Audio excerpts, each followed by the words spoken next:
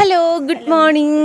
ഇന്നത്തെ വീഡിയോ എന്ന് വെച്ചാൽ നമ്മുടെ ഇന്നത്തെ രാവിലത്തെ ഒരിതാണ് കേട്ടോ. നമുക്കിന്ന് രാവിലെ തന്നെ ഇഡ്ഡലിയായിരുന്നു. കുറച്ച് മാസങ്ങൾക്ക് മുമ്പ് വരെ എല്ലാവരും പറയുമായിരുന്നു, എല്ലാവരും എന്നല്ല ചിലർ പറയുമായിരുന്നു, ഇവക്കെങ്ങാനും മാവരയ്ക്കാൻ അറിയാമോ, ഇവളെങ്ങാനും ഇഡ്ഡലി ഉണ്ടാക്കുമോ, ഇഡ്ഡലി ഉണ്ടാക്കി അവനും മക്കളും തിന്നത് തന്നെ, ഇങ്ങനെയൊക്കെ പറഞ്ഞ് പല കളിയാക്കലും എല്ലാവരും പറഞ്ഞിട്ടുണ്ട് കേട്ടോ.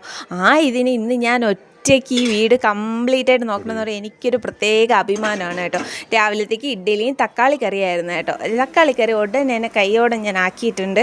അതിനി കൈയോടെ ഒരു പാത്രത്തിൽ ഒഴിച്ച് വെച്ച് കഴിഞ്ഞാൽ ആ ജോലിയായി. രാവിലത്തെ ബ്രേക്ക്ഫാസ്റ്റ് ടപേന്നായിട്ടുണ്ട്.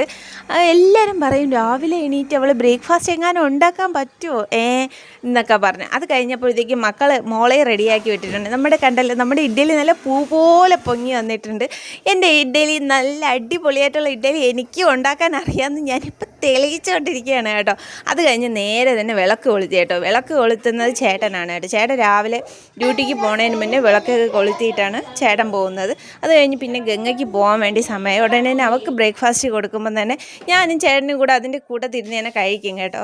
ഞാൻ ഈ വീഡിയോ എടുക്കണോണ്ട് ഒരാൾ ഇടയിൽ കൂടെ ഒന്ന് ഒളിഞ്ഞു നോക്കിയിട്ട് പോയതാണ് കേട്ടോ. അത് കഴിഞ്ഞ് പിന്നെ ബ്രേക്ക്ഫാസ്റ്റ് കഴിഞ്ഞ് കഴിഞ്ഞാൽ ഉടനെ തന്നെ മോക്ക് പോകാൻ വേണ്ടിയിട്ട് ചേട്ടൻ ഉടനെ തന്നെ റെഡിയായി. പിന്നെ ഞാൻ അങ്ങ് പോയി ഗേറ്റ് തുറന്നു കൊടുക്കണം. ഗേറ്റ് തുറന്നു കൊടുത്ത് അവരത് അങ്ങ് യാത്രയായിട്ട് പിന്നെ തിരിച്ച് വന്നിട്ടാണ് വൺ ഡ്യൂട്ടി.